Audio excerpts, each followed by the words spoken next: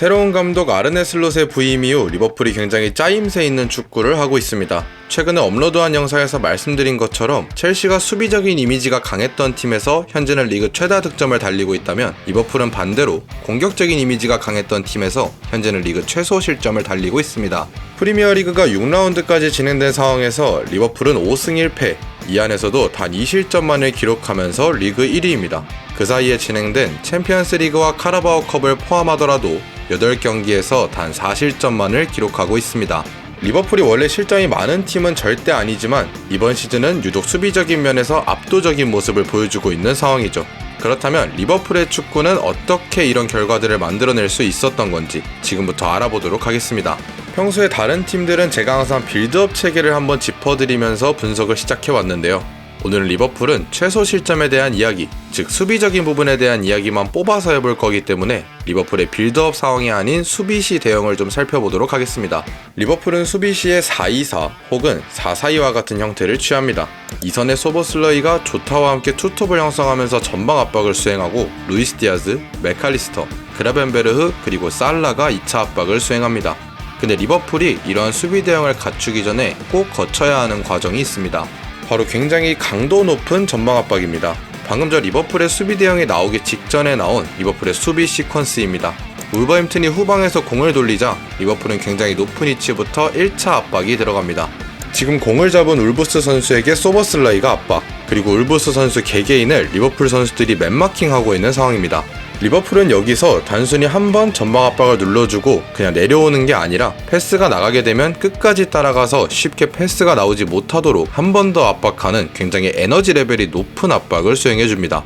이러한 전방 압박을 수행한 이후 이제 아까 말씀드렸던 4-2-4 혹은 4-4-2와 같은 형태의 수비 블록을 형성하게 되는 거죠.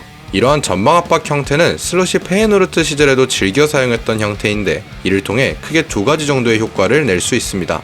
첫 번째, 당연한 이야기지만 상대방의 빌드업을 불편하게 할 수 있습니다. 상대방의 롱킥을 유도해낼 수도 있고 상대방의 패스 미스를 유도할 수도 있습니다.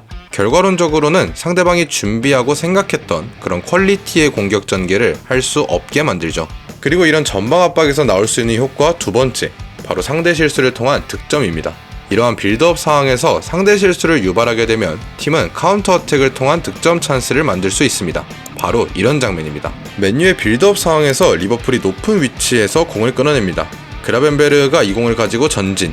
이 순간에 이미 맨유의 수비진은 3명, 리버풀의 공격진은 5명입니다. 수비와 공격이 동일한 숫자만 만들어줘도 공격수 입장에서 기분이 좋은데 지금은 오히려 공격수가 숫자가 더 많습니다. 그리고 이 공은 살라에게 연결되었고 살라가 크로스, 디아즈가 헤딩으로 마무리하면서 득점까지 성공해냅니다. 이렇듯 압박을 통한 카운터 어택에도 굉장히 능한 리버풀이기 때문에 이러한 전방 압박이 더욱 효과적으로 느껴질 수밖에 없습니다. 하지만 이러한 전방 압박에도 분명히 약점은 있습니다. 바로 높은 라인과 넓어지는 수비 뒷공간입니다. 하지만 리버풀은 이 공간을 커버해줄 선수가 있죠. 바로 새로운 6번 미드필더의 탄생, 그라벤베르의 수비력입니다. 리버풀은 이번 여름 이적 시장에서 6번 미드필더, 즉 수비형 미드필더 영입에 대한 고민이 많았고 그 결과 수비맨디 영입에 성공하는 듯 했습니다. 하지만 수비맨디는 결국 리버풀로 이적하지 않았고 리버풀은 팀 내에서 새로운 6번 미드필더를 찾아내야 했죠. 그리고 슬롯이 선택한 슬롯의 황태자는 지난 시즌 좋은 모습을 보여줬던 엔도가 아닌 바로 그라벤베르였습니다. 지난 시즌에는 사실 뭔가 굉장히 애매한 선수라는 생각이 들었던 그라벤베르는 이번 시즌 굉장히 성장한 듯한 모습들을 보여주고 있습니다.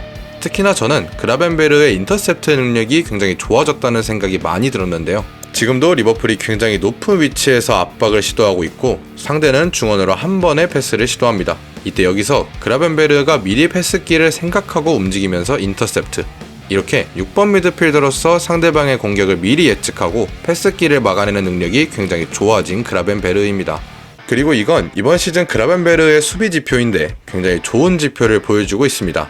태클, 인터셉트 지표도 좋지만 수비형 미드필더가 꼭 지녀야 하는 리커버리 지표에서도 굉장히 좋은 모습을 보여주고 있는 그라벤베르입니다. 중원과 수비 사이에서 최후방 수비수들을 지켜주는 역할을 하는 6번 미드필더의 자리에 그라벤베르가 완벽하게 적응하면서 리버풀의 안정감이 달라진 이번 시즌입니다.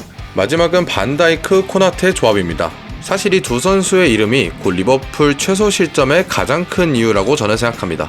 2021년도 코나테의 영입으로 이 두 선수가 함께 리버풀의 최후방을 책임진 지도 벌써 4번째 시즌입니다. 물론 지난 시즌 아스날의 가브리엘, 살리바 조합에 가려지는 듯 했지만 이번 시즌 두 선수는 정말 역대급 폼을 보여주고 있습니다.